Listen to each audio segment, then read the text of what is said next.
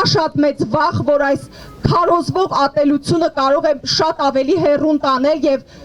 ես չեմ վախենա ասել այս խոսքը, որ մի օր տանի եւ հասցնի մեզ եղբայրասպանության, ինչը խայտառակ վիճակ է եւ ինչին պետք է ամեն ինչ անել, որպեսզի չհասնենք։ Արցախցիներն այս մտահոգությամբ այսօր հավաքվել էին գլխավոր դատախազության մոտ, պահանջում էին իրավապահները պատժեն արցախցիների նկատմամբ ատելություն քարոզողներին։ Օրինակներից ամենավառը ցավալին ինձ համար այն է, որ իշխանության գլուխգործոցները, այստեղ որ նստած են կառավարության շենքում, հենց իրանք են ատելության խոսքը տարածում։ Պարակտում մտցնելով մեզ այսօր փորձում են մեր ժողովրդի մեջ իրար նկատմամբ հանեն իրաց մեղքերը գցեն մեր վրա, որ մեր ժողովրդով իրար մեջ հարցերը պարզենք, չլինելու, չի ստացվելու։ Կարծում են, որ ատելությունը հրահրում են իշխանության բարձր օղակներից, պահանջում էին, որ գլխավոր դատախազությունը քրեական գործ հարուցի։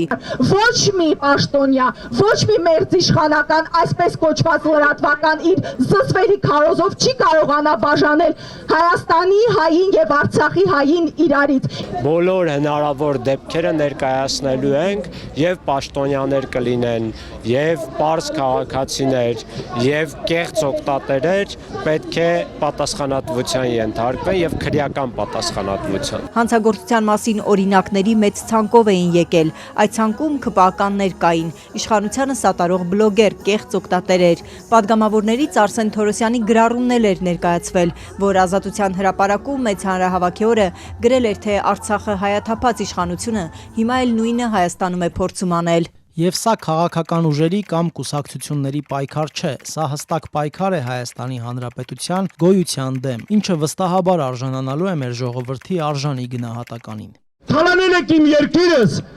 ծախել եք իմ երկիրս, Արցախը ծախել եք։ Բաքվում պահվող հայ գերիների պաշտպանության ու վերադարձի հարցերն էլ կային ԱԳՆ-ին փոխանցած պահանջագրում։ Մեկ ամիս առաջ արցախցի նախկին պաշտոնյաները դիմել էին Շվեյցարիային, որ որպես չեզոք կողմ Ադրբեջանում հայ գերիների համար հյուպատոսական ծառայություն ապահովեն։ Արցախի նախկին պետնախարար Արտակ Բեգլարյանն ասաց, պատասխանել են, պատրաստ են ջանքեր գործադրել, բայց պետք է Հայաստանը դիմի։ Հայաստանն էլ ըստ Բեգլարյանի չի դիմել։ Որը